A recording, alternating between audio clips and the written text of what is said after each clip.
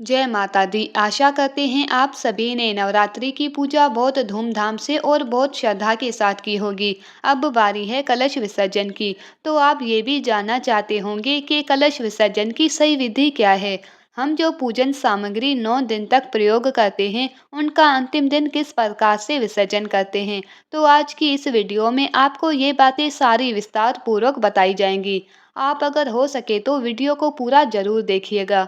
कलश का विसर्जन दशमी तिथि को ही यानी पूरे 9 दिन और नवरात्रि की पूजा करने के बाद करना ज्यादा शुभ होता है।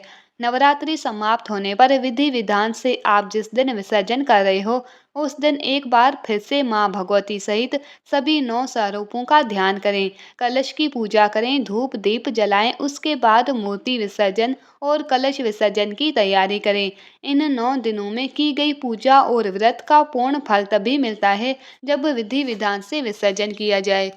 विसर्जन करने से सबसे पहले ओम ह्रीं क्लीं चामुंडाय विचे इस मंत्र का उच्चारण करते हुए पूरे भक्ति भाव से, श्रद्धा और सम्मान के साथ कलश के ऊपर रखे हुए नारियल को बहुत आराम से उठाएं। फिर इस नारियल को आप लाल चुनरी में बांधकर अपनी माँ, अपनी पत्नी, बहन या बेटी को दे दें। इस नारियल को बहुत से लोग बहते जल में प्रवाहित कर देते हैं। कुछ लोग आसपास के मंदिर में रख देते हैं और कुछ लोग जिस दिन कन्या पूजन किया जाता है उसी दिन हटा देते हैं, यानी कि प्रसाद रूप में कन्याओं में बांट देते हैं।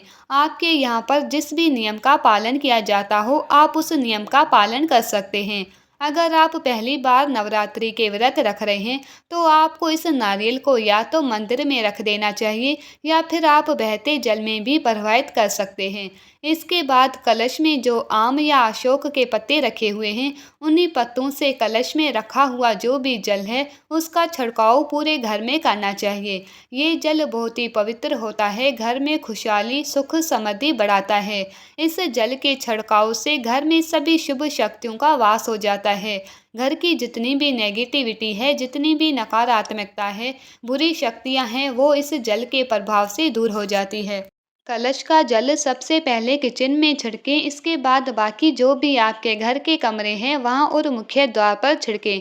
गलती से भी बाथरूम या टॉयलेट के आसपास या किसी भी अन्य अपवित्र जगह पर इस कलश के जल को नहीं छिड़कना चाहिए। इसके बाद जितना भी जल बच गया है उसे आप तुलसी के पौधे को छोड़कर बाकी किसी भी पवित्र पौधे में या किसी भी पौधे में आप विसर्जित कर सकते हैं। क्योंकि जो भी माता होती है उनकी पूजा में माता को तुलसी पत्र नहीं चढ़ाए जाते। इसीलिए ये जो हमने कलश की पूजा की हुई है, कलश के अंदर जल रखा हुआ है, ये माँ भगवती के नाम से ही हमने स्थापना की हुई है। इसीलिए हमें इस जल को तुलसी के पौधे में विसर्जित नहीं करना चाहिए। जल की कुछ बूंदें परिवार के सभी सदस्यों को अपनी आंखों और अपने माथे पर भी लगाना चाहिए। कई बार ऐसा होता है कि 9 दिन की पूजा करने के बाद जब विसर्जन की बारी आती है तो कलश में रखा हुआ जल या तो बहुत कम बचता है या पूरी तरह से सूख जाता है। अगर आपने कलश स्थापना के लिए मिट्टी के कलश का प्रयोग किया हुआ है तो अधिकतर ये होता है कि कलश का जो जल है वो सूख जाता है या बहुत कम बचता है। फिर भी जितना भी जल बचे आप उसका छिड़काव कर सकते हैं। कलश के जल में आपने जो भी सामग्री डाली है उसमें सबसे पहले आप जो भी सिक्का है उसे निकालकर अपनी तिजोरी, अपने पर्स में या जहाँ पर भी आप रुपए रखते हो वहाँ पर रख लें। ऐसा करने से दिन दूना रात चौगुना आपका जो धन है वो बढ़ेगा। धन में बरकत होगी, जो भी आपके घर में अनावश्यक रूप से खर्चे हो रहे हैं उसमें कमी होगी। आपकी जीवन में धन की कभी कमी नहीं होगी। इसके बाद आपने जो भी कौड़ी या कमल के गट्टे पानी के अंदर डाले हैं तो कौड़ी को तो आप वापस से पूजा में प्रयोग कर सकते हैं। कमल गट्टे का या हल्दी की गांठ का, लौंग सुपारी इलायची का आपको विसर्जन कर देना चाहिए। इनका विसर्जन आप बहते जल में कर सकते हैं या आप किसी भी पवित्र वृक्ष के नीचे गड्ढा करके वहां पर दबा सकते हैं। आपने जो ज्वारे बोए हैं ये ज्वारे बहुत ही शुभ होते हैं, तो थोड़े से ज्वारे निकालकर आप अपनी तिजोरी या पर्स में भी रख सकते हैं। जब आपको कोई भी समस्या हो तब आप इन ज्वारों का फिर से दर्शन कर सकते हैं। पूरे साल भर ये ज्वारे अपने पर्स में रखें और इसके बाद इनका विसर्जन कर सकते हैं। ऐसा करने से माँ भगवती की कृपा आप पर सदा बनी रहेगी। और जो भी ये ज्वारे हैं इनको प्रसाद रूप में सभी लोगों को थोड़ा थोड़ा जरूर ग्रहण करना चाहिए। ज्वारों को कभी भी चाकू से या कैंची से नहीं काटना चाहिए। ऊपर का जो हिस्सा होता है वो आप अपनी उंगलियों से बहुत आराम से सावधानी के साथ तोड़ लें और एक एक दो दो ज्वारे कम से कम, अधिक हो सके तो अधिक खा सकते हैं, और नहीं तो कम से कम एक एक दो दो पत्तों का सेवन परिवार के सभी सदस्यों को करना चाहिए। बाकी जो ज्वारे बच गए हैं उन्हें आप गौशाला में गौ माता के लिए दे दें।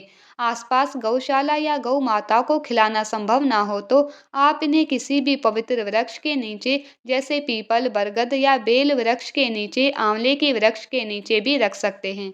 कलश स्थापना में आपने अगर मिट्टी के बर्तनों का प्रयोग किया है, चाहे वो कलश के लिए हो या फिर ज्वारे बोने के लिए, तो उनका विसर्जन भी आपको कर देना चाहिए। मिट्टी के जो भी दिए या बर्तन आपने प्रयोग किए हैं, उनको आपको अगली पूजा में फिर से प्रयोग नहीं करना चाहिए। आप उनका विसर्जन कर दें। आप इन्हें किसी पेड़ के नीचे रख सकते हैं और या फिर उनमें आप पानी और अन्न डालकर चिड़ियों के लिए भी रख सकते हैं। कलश के कंठ पर, मुंह पर जो आपने कलावा बांधा है उसे खोलकर आप अपनी कलाई में, अपने हाथ में बांध सकते हैं, और जो चुनरी आपने नारियल के ऊपर बांधी थी उसे भी आप अपने घर में तिजोरी में रख सकते हैं, या फिर अपने घर के मुख्य द्वार पर आप उस चुनरी को बाहर की तरफ से बांध सकते हैं। ये थी कलश विसर्जन की संपूर्ण जानकारी। अब जानिए कलश विसर्जन आपको किस दिन, किस शुभ मुहूर्त में करना चाहिए। नवरात्रि में स्थापित किए गए कलश का विसर्जन हमेशा 9 दिन और 9 रात माँ भगवती के सभी 9 स्वरूपों की पूजा करने के बाद 10वें दिन दशमी तिथि को ही करना शुभ माना जाता है। इस बार दशमी तिथि 2 दिन है और ऐसे में आपके मन में ये भी प्रश्न होगा कि विसर्जन किस दिन करना चाहिए, क्योंकि इस बार दशमी तिथि 12 अक्टूबर शनिवार को सुबह 10:59 से शुरू होगी और 13 अक्टूबर रविवार की सुबह 9:09 पर समाप्त होगी। ऐसे में आप दशमी तिथि यानी 12 अक्टूबर शनिवार को सुबह 10:59 से शाम 5 बजे के बीच में कलश विसर्जन कर सकते हैं। ध्यान रखिएगा, कलश का विसर्जन सुबह सूर्य उदय के बाद और शाम को सूर्य अस्त पहले पहले किया जाता है। अब कुछ लोगों के यहाँ पर दशमी तिथि के दिन भी विसर्जन करना सही नहीं मानते हैं। अगर आपके घर में भी ऐसा होता हो तो आप रविवार के दिन, जब दशमी तिथि समाप्त हो जाए, तो उसके बाद से शाम को सूर्य अस्त से पहले पहले तक विसर्जन कर सकते हैं। हमारे यहाँ दशमी तिथि के दिन ही विसर्जन किया जाता है। इसीलिए हमारे यहाँ की जो मान्यता है मैंने आपको इस वीडियो में शेयर की है।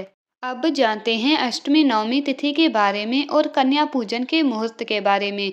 इस बार अष्टमी तिथि 10 अक्टूबर गुरुवार को, नवमी तिथि 11 अक्टूबर शुक्रवार को और दशमी तिथि 12 अक्टूबर शनिवार को रहने वाली है।